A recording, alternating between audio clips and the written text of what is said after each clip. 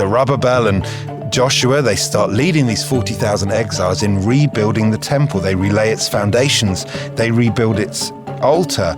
They start offering blood sacrifices again. This great prophecy that a Messiah is coming. He's better than Zerubbabel. He's a better high priest than Joshua.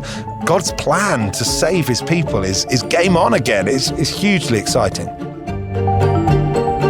Basically, the message of Ezra and the message of Zechariah and the message of Haggai is that if we had better leaders, we'd start relying on them instead of Jesus.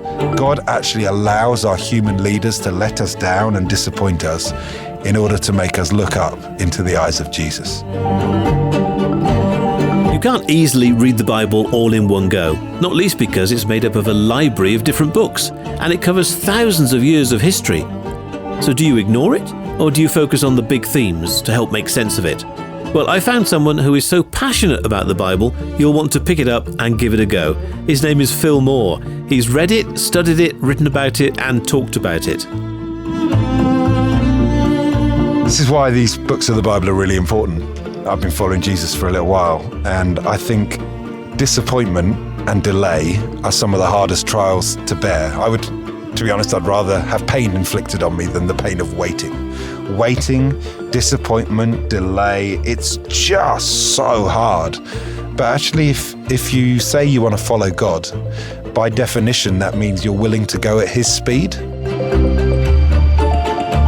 I'm David Taverner, and in this series of podcasts, Phil is giving us a sort of bird's eye view of the Bible, looking at the key themes that will be really helpful if you've wanted to read it but kept putting it off, or if you've started and need some pointers. That's why the podcast is called The Bible Storyline Simplified. And as we follow that storyline from Genesis to Revelation, we hope that each of our conversations will inspire you to give the Bible your attention. We started at the beginning of the Old Testament and have identified the big themes to help see the wood from the trees, as it were. We've been going for quite a few episodes here since you asked me the question, why is the Bible divided into the Old Testament and the New Testament? In other words, the BC part of the Bible and the AD part of the Bible. Today we're going to look at the last 5 BC books of the Bible. And so we teed that up last time when we talked about Daniel being a Jewish exile in Babylon, the Babylonian Empire, and Esther being a Jewish exile in the Persian Empire, both of them in parts of the world where the Jewish assumption was that God lived in a box, the Ark of the Covenant, in the temple in Jerusalem, and wasn't too interested or even powerful in other parts of the world. And we were looking at the way that God showed them that he cares about every nation of the world. He's as powerful on every square inch of our planet, and really opened their eyes to what Malachi says, one of the books we'll look at today, where Malachi says, "Great is the Lord, even beyond the borders of Israel." So the theme is disappointment this time, and we're going to be covering the books of Ezra, Nehemiah, Haggai, Zechariah and Malachi. That's right. In history's timeline, what period are we covering? So 538 BC is where things really start kicking off. This is the moment where Daniel starts praying. We'll talk in a moment about what happened because of that. And it goes really to the end of the Old Testament. The last chapter, chronologically, in the Old Testament is 432 BC. So in this episode, we're 538 BC to 432 BC. So last time we heard Daniel was in Babylon and with other Jews, but they are going to return, some of them anyway. Is that correct? Well, that was the prophecy. Okay. And this is partly why this episode is called Disappointment, because there are high hopes at the beginning. And these 5 books are actually about God allowing the people of God to be disappointed. Things start really, really positively. Essentially, in 538 BC, Daniel starts reading in Persia, the Persian Empire, the words of Jeremiah 25 and 29. And he discovers that the prophet Jeremiah prophesied that the Jewish exile will only last for 70 years. This is all in Daniel chapter 9. It says he read Jeremiah, discovered that the exile would last for 70 years, and he does a bit of calculation. He says, well, I was brought into exile in 605 BC. It's now 538 BC. 605 take away 538 gives me 67. It's only 3 years before God will bring the Jewish people back to the promised land. And so he starts praying. He starts crying out to God, please would you do as you promised in Jeremiah 25 and 29. And his prayers are immediately answered. The Persians have just conquered the city of Babylon. The Babylonian Empire has just fallen and the Persian Empire has just begun. And what's more, Daniel has just been delivered from the lion's den, and the king of Persia has said, I think the God of Israel is the only true God. And so as Daniel starts praying for spiritual breakthrough, there is spiritual breakthrough. The 10 northern tribes of Israel went into exile in Assyria and never came back. People never returned from exile. It's not what happened. And the king of Persia declares, basically, I want to hedge my bets. There is a chance that the God of Israel is the real God. And so I'm going to carry on worshipping the gods of Persia, don't get me wrong, but I'm going to send 40,000 Jews back to the promised land in order to rebuild the temple. So if the God of Israel is the real God, in addition to worshipping the gods of Persia, I'll also have the Jewish God on my side. And so he answers Daniel's prayer, and 40,000 Jewish exiles go back to the promised land. In terms of the period of history, 40,000 people is quite a lot of people. It's like a seed being put back into the promised land that can grow back into a mighty nation. But compared to the number of people who were in exile. Oh, yeah. They're referred to as the remnant or the rump in the prophets. In other words, it's like they're just the dog end of the cigarette that's left after you've smoked most of it. So they're in Babylon. They're going back to Jerusalem. That's some journey again. Yeah, it is. And you read about it in the book of Ezra, and it does deliberately liken it to the Jews coming from Egypt to the promised land originally under Moses and then under Joshua. There is a sense in which this return from exile is presented as God beginning the story all over again. Abraham left the Iraq region, modern Iraq, Mesopotamia, and came to the promised land. And he did that in order to worship the God of Israel. And the Israelites started worshiping foreign gods and therefore ended up on foreign ground. And so God renews the Jewish story. I mean, the first 4 chapters of the book of Ezra are incredibly exciting. Everybody thinks that the dynasty of David is over. And King Cyrus does a little bit of internal investigation and finds a man called Zerubbabel, who is the heir to the dynasty of David. It's like the moment in Lord of the Rings where Strider reveals that he is really Aragorn, son of Arathorn, that the heir to the throne of Gondor is still alive. And everyone thinks, wow, could the kingdom of men have a king once more? And the answer is yes. Zerubbabel's been found. David has an heir. David's dynasty is not over. It's exciting. King Cyrus does a little bit more internal investigation and discovers that Aaron's priesthood, Aaron, the brother of Moses, had been the first high priest of Israel, and the priests had been killed when the Jews had been taken into exile. It turns out there's a man called Joshua, which those who've been listening to the previous episodes know is also the name Jesus. It's just the Hebrew form of the Greek name Jesus. There's a man called Joshua, or Jesus, who is the new high priest. He's the direct descendant of Aaron. And so suddenly you've got 40,000 Jews going back to the promised land, led by the heir to David's dynasty and the heir to Aaron's priesthood, going back to Jerusalem to rebuild the temple. It's game on again for Israel. Right. What's more, do you remember we talked in the previous episode about how Belshazzar was drinking from the golden vessels from the temple and basically toasting the gods of Babylon, and God judged him. Babylon fell that very night. Cyrus finds those very gold vessels, gives them to Zerubbabel and Joshua, and says, take these back. I want them to be in the temple in Jerusalem. He then says, by the way, rebuilding this temple, we'll pay for it out of Persian funds. This is what the Jews have been waiting for. They feel like they are finally experiencing the God of the Bible. Rebuilding the temple I'm sure wasn't that straightforward. No, it's hard. For a start, some other people are now living in the land. For 70 years, the Jews haven't been there. There's a group of people called the Samaritans who are now living in the land. We know them, of course, from Jesus' parable of the Good Samaritan. But the reason it's called the parable of the Good Samaritan is because the Jews didn't get on with them, right? The assumption is they're all bad. So there's this group of people who are now living in the land who really don't want the Jews to build the temple. There's a whole load of rubble. The temple had been burned and destroyed. There's rubble to be cleared. There's foundations to be laid. And Zerubbabel and Joshua, they start leading these 40,000 exiles in rebuilding the temple. They relay its foundations. They rebuild its altar. They start offering blood sacrifices again. This great prophecy that a Messiah is coming. He's better than Zerubbabel. He's a better high priest than Joshua. God's plan to save his people is game on again. It's hugely exciting.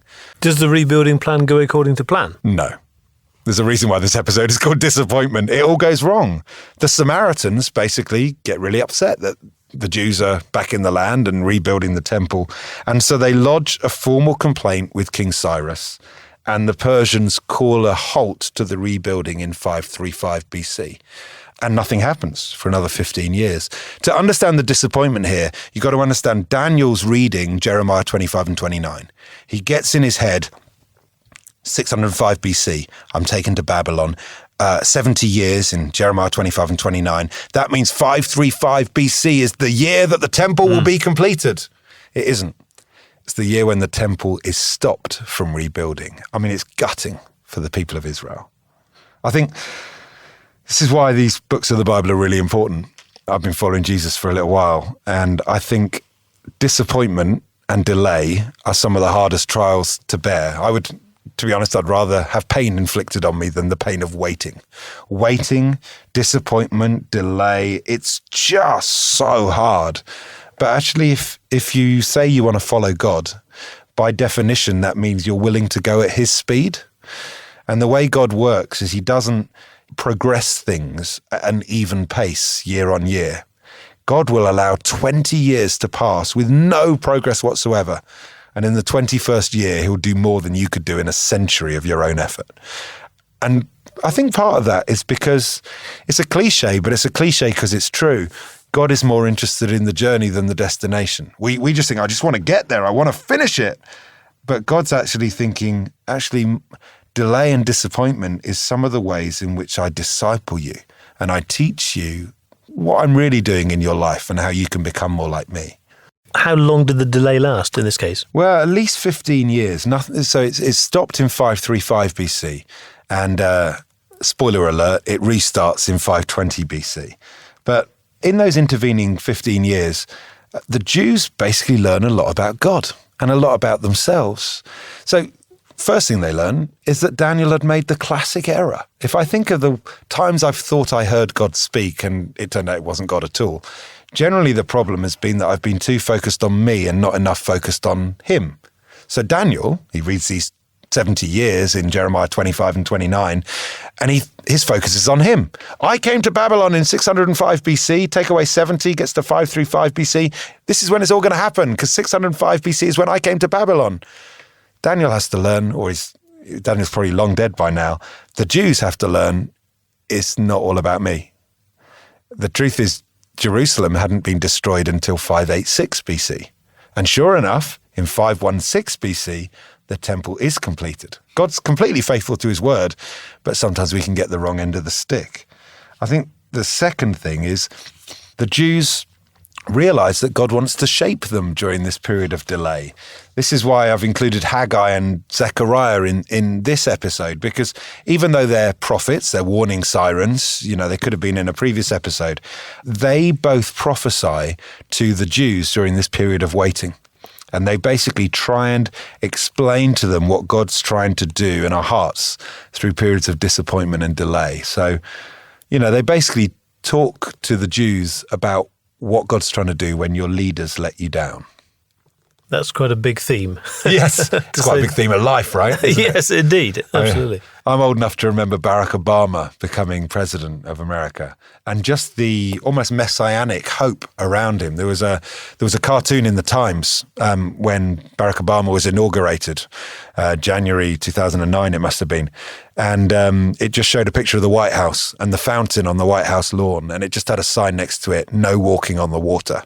Even in our own recent history, we've had examples of people basically saying, this man is the leader, this man is the Messiah. And God allows human leaders to fail us so that we will lift our gaze and look to the real Messiah. Barack Obama was not a water walker. Jesus Christ is the water walker. And so you discover this. Basically, the high priest Joshua is a real disappointment. Zechariah has a prophetic vision of him in Zechariah chapter 3. And he basically sees Zechariah covered in manure. I mean, the priests of Israel were meant to wear pure, spotless linen. He literally sees the high priest Joshua dressed in excrement. And the way God deals with that is not to say, oh, it's not so bad, yeah, I'm okay with you wearing that kind of clothes. No. He actually prophesies, listen, high priest Joshua, you are just the man who is a symbol of the one who's to come. I'm going to bring my servant, the branch, and through him, I will remove the sin of this land in a single day. Basically, in the vision, God gives pure and spotless clothes to the high priest Joshua, not because he's a good guy, but because there is one who will come and clothe people in the righteousness of God, the great high priest, Jesus, the one who's who's going to come. And Haggai, you say, is a similar message? Yeah, very similar. I mean, Zerubbabel, the other leader, he's a disappointment as well. And so Haggai and Zechariah, both of them prophesy into Zerubbabel's weakness and failure. I mean, Zerubbabel he's the heir to the dynasty of David, but he's too weak to intercede with the kings of Persia and to say to them, don't listen to the Samaritans. He basically can't overcome the administrative barriers to the rebuilding of the temple. He's not strong enough. Basically, these barriers get in the way. And so Zechariah and Haggai, they both prophesy into this. And they say in Zechariah chapter 4, he says, this is the word of the Lord to Zerubbabel. It's not by might, nor by power, but by my spirit, says the Lord Almighty. Haggai does that as well, particularly around the fact that the temple's a bit of a disappointment as well. It's not just that Joshua's no good and Zerubbabel's no good, and it's actually the temple's a bit of a disappointment as well. When they start laying the foundations for the temple of Jerusalem, all the young Jews, they're like celebrating. They're like, wow, God's rebuilding the temple again. The older Jews who remember the previous temple that was destroyed, they are gutted. It says in Ezra chapter 3, verse 12, that they started weeping, comparing this new, little, puny, pathetic temple. They remember the golden years. To the golden years, Solomon's temple that had been destroyed by the Babylonians. And so, they're basically saying Ezekiel prophesied a better temple would come to Israel. This is not better, this is worse. And so that's why Haggai has to prophesy. And he says to them, the glory of this present temple will be greater than the glory of the former temple. You think, how can that be? It's small. It doesn't even have the Ark of the Covenant. The Ark of the Covenant has been lost during the exile. They can't find it again. It's like, how on earth can this be a better temple? And then Malachi comes and says, the Messiah that you seek is going to come to this temple. The church is going to be founded in the courtyards of this temple. Basically, the message of Ezra and the message of Zechariah and the message of Haggai is that if we had better leaders, we'd start relying on them instead of Jesus. God actually allows our human leaders to let us down and disappoint us in order to make us look up into the eyes of Jesus. I mean, I guess we're always going to be disappointed by others. Yeah. Our leaders, our friends, our neighbours, and that's the story which comes through here. Yeah, the danger is if we get bitter. I'm old enough and I've got enough friends to know that people do get bitter. They get bitter about political leaders. They get bitter about church leaders. They get bitter about Christians who've let them down. They get bitter about spouses, family members. And when you succumb to disappointment, you become bitter. And it's just so tragic because it's not that those people have let us down. It's that God has allowed those people to let us down because we relied on creatures as if they were the creator God. The fault was not Zerubbabel's or Joshua's. The fault was that people turned them into something more than a creature. And every time we look to a leader as more than a creature, we're setting them up for failure, because we make it necessary for God to allow them to fail us in order to make us look up to Jesus and to say, we're all just creatures, but he's the creator God. So I try and lead people through that process. Maybe even some of the listeners will identify with this process. The process of going back over your own story and responding not with bitterness, but with faith, saying that church leader let me down, but actually I set them up to fail by treating them as more than a creature. That politician let me down, that family member let me down, that husband, that wife, that boyfriend, that girlfriend, they let me down. But I set them up to let me down by acting like they were the creator God when they were actually just creatures like the rest of us. And so even just going through the experience of the exiles, the Jewish exiles coming back to the land of Israel, God's basically inviting us to trade in our disappointments for faith in Jesus. So it's also around expectations, the expectations we lay on people, if you like. And like Nehemiah, for example. Nehemiah's an interesting character, because all the Jews have gone back to the land of Israel to rebuild the temple. And Nehemiah basically trusts his friends. He trusts his relatives who've gone back. He trusts his friends who've gone back. He stays in Babylon to be the cupbearer to the king. He's the guy that has to taste the emperor of Persia's wine to check that nobody's poisoned it. It's not a great job. You're the guy that's going to die first. But it means you get to know the king of Persia. So it's a very, very important job. He's decided, actually, God wants me to minister on foreign ground. I'm not going back to the land of Israel. I'm going to be a missionary to the Persian Empire. But it's okay, because my relatives and my friends are back in Israel, and they'll be doing a great job. And so the book begins in Nehemiah chapter 1 with tragic news. While I was in the citadel of Susa, Hanani, one of my brothers, came from Judah. They said to me, those who survived the exile and are back in the province are in great trouble and disgrace. The wall of Jerusalem is broken down. Its gates have been burned with fire. When I heard these things, I sat down and wept. For some days I mourned and fasted and prayed. What I love about that is Nehemiah gets let down by his relatives, his friends, his neighbours, by his church in our language. But his response is not to get bitter. His response is to pray and fast and look to God. So he basically models for us, how are we meant to respond to disappointment? We look up to God and we expect that God's going to bring breakthrough. The temple does get rebuilt. The temple has been rebuilt. So just for clarity then, the temple is rebuilt in 516 BC. Mm-hmm. So this is 70 years after the destruction of the temple. As Jeremiah prophesied, the temple's rebuilt, but the walls of Jerusalem are not. So the events of the book of Nehemiah take place in 446 BC.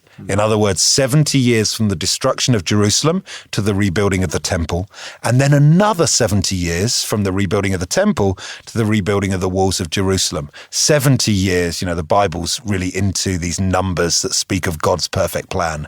In other words, this is not coincidence. God has made Nehemiah disappointed because he's looking for someone who will get down on their knees and pray. So I say to people, if you are disappointed with the church, God is inviting you to get down on your knees and pray.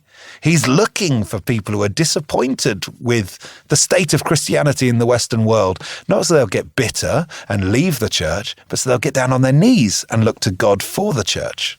And this rebuilding of the walls, was that straightforward? Well, it wasn't, in the sense that Nehemiah, like Esther, had to literally risk his life in order to ask the king of Persia to allow the rebuilding of the walls of Jerusalem. There's a reason why the walls hadn't been rebuilt.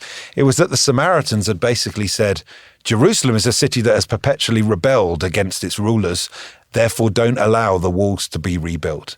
So when Nehemiah basically says to the king of Persia, I want to rebuild the walls of Jerusalem, there's a real danger he's going to come across as a rebel and is going to get executed for even asking the question.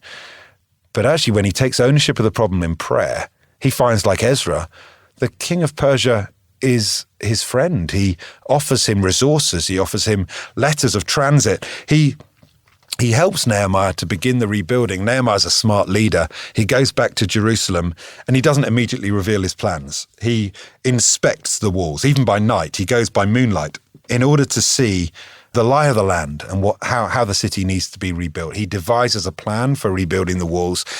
And only then does he say to the people of Jerusalem, the reason I've actually come back is the king of Persia has sent me back. He says, I've got the favor of the king of Persia. I've got resources from the king of Persia. God's hands all over this building project. Let's rebuild. And get this, the walls of Jerusalem have laid broken and burnt for 140 years.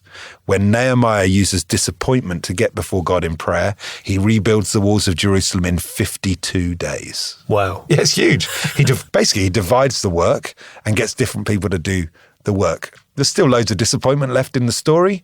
He gives some of the work to the noblemen of Jerusalem, and they say, we're noblemen, we're not going to use our hands. So some of them are shirkers.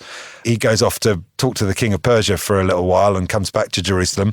He discovers that the Jewish noblemen have been lending money to the poor of Jerusalem at such exorbitant payday loan kind of rates that they've basically enslaved the poor people of Jerusalem. He gets absolutely furious with them. He discovers that the Jews aren't observing the Sabbath. They're acting like they're the creator God. I can't afford to stop working. Too much depends on me. He has to say the whole principle of Sabbath is one day a week. You should down your tools and say, God, you're the creator. I'm just a creature. He gets so frustrated with them. He discovers that the common Jews are marrying pagan idolaters all over again, repeating the mistakes of the past. In fact, the final chapter of Nehemiah, chapter 13, is the final chapter chronologically of the Old Testament. This is 432 BC. Okay. Nehemiah's been in the capital of Persia, seeing the king of Persia for a while. He comes back. He discovers the high priest is renting out rooms of the temple to non-believers who are using it for pagan practices because he wants some extra spending money. He discovers they're still working the Sabbath. They're not giving a tenth of what they earn to God. They're withholding their offerings from God. They've married pagan idolaters. He's so frustrated that one of the verses in the final chapter, chronologically the Old Testament, is, I rebuked them and called curses down on them. I beat up some of the men and pulled out their hair. It's not leadership training for us. It's not saying, church leaders, here's a verse in the Bible that you can beat up anybody that annoys you. It's just saying, if you've ever been disappointed, if you've ever been frustrated, you got to understand you're not the first. This is part of God's training course. It's the thing that makes you look up to God. And that's when the book of Malachi comes in. That's the last book of the Old Testament. Yes. Malachi is the last book of the Old Testament, and he's the last prophet chronologically in the Old Testament. He's prophesying around the same time that Nehemiah is getting so frustrated that he feels like pulling out people's hair. And Malachi basically comes into the situation in order to focus people's disappointed eyes on the true Messiah who's coming. He says things like, suddenly the Lord you are seeking, Jesus, will come to his temple. The messenger of the covenant whom you desire, the Messiah you're longing for, will come. Malachi basically says, even good friends can easily become idols. It's only when our friends let us down that we start looking to Jesus as the friend who sticks closer than any brother. So you said that chapter 13 of Nehemiah brings to an end the Old Testament story. Do we then skip straight into the New Testament? Yeah, pretty much. You asked in the first episode in this series about the Apocrypha. So there were some books that people wrote during the 4 centuries between 432 BC and the beginning of the New Testament. They're not actually part of the Bible. If anyone's interested, I go into a bit more detail in episode 1 of this podcast. But essentially, the silence from 432 to 0 BC. Oh, so 400 years? Yeah. Of silence. When you say silence, what, from who? There are no prophets. There are no writers of the Old Testament. God stops speaking, it would appear, to the people of Israel, which in itself is a bit of a disappointment and is itself God trying to speak to us about what's going on in our lives. I guess those of us that are believers in God, we can all identify with periods where God has felt like he's silent. If you're, listening to this podcast because you're not a believer, but you're interested enough to have got this far in the series, there will be times when you've got cross with God. God, if you're really there, why don't you speak to me? And essentially what God says in these 432 years of silence is that my silence is my voice. When I stop saying anything, I'm saying a lot. I'm essentially saying, I'm cutting out the background noise so that you can focus on the real deal. I think sometimes people who are investigating the Bible sometimes don't understand this, that sometimes God doesn't say stuff to us because he doesn't want to distract us with this angelic visitation or this amazing vision over here. He wants us to read the Bible and to make the big picture the big picture. Basically, for 400 years, having said, the Messiah's coming, the one that you expect is about to arrive, you're disappointed in your leaders, and that's okay, because a true and greater leader is about to come. Having said all that, God stops, cuts out the background noise, so that he can say, it's all about the Messiah. He's coming. So the Persians give way to Alexander the Great. Alexander the Great gives way to the Seleucids. The Seleucids gives way to the Romans. But all the time, God's saying, the Messiah's coming. The Messiah's coming. The Messiah's coming. There's a great Christian writer called Oswald Chambers who writes in one of his famous books, My Utmost for His Highest. He says, if God has given you a silence, then praise him. He's bringing you into the mainstream of his purposes. That's what God does at the end of the Old Testament. He basically says to the Jewish people, I'm bringing you into the mainstream of my purposes. I'm going to cut out all the background noise, all these frustrations you've got, all these hopes you've had, the entire story that I've brought the Jewish nation on from the days of Adam, the days of Abraham, the days of Moses, the days of Joshua, the days of David, the days of Solomon, the days of the prophets, all these huge characters in the Old Testament that we've looked at in the series so far, they are all about to be fulfilled in the coming of Jesus Christ. So in the next episode, it's going to be the best episode so far. We're finally going to look at what happens when the Messiah steps onto the scene. And in that next episode, we're going to be focusing on the Gospels. Yes, we're going to look at Matthew, Mark, Luke and John, who are essentially the early Christians, many of them disciples of Jesus, some of the 12 disciples, writing about their experience of Jesus. Obviously, that's not till next time. I would just encourage people that are listening not to rush too quickly from this episode about disappointment to the next episode, which we will begin to look at the life of Jesus. I think it's just really important that all of us face up to the fact that God doesn't move at our speed, that sometimes we'll feel like God's let us down, we'll experience delays and disappointments, and there'll even be times when we feel like God isn't speaking to us. And let's not get bitter. Let's recognize that God allows things around us to fail to go according to our plans because he wants to redirect our gaze to make us look into the eyes of Jesus, the Messiah. So next time we'll look at Jesus, we'll look at who he is and what he did. But it's just really important that the Old Testament ends this way. God saying, I will allow every human being you rely on to fail you so that you will look to the one great human being, Jesus Christ, the Son of God.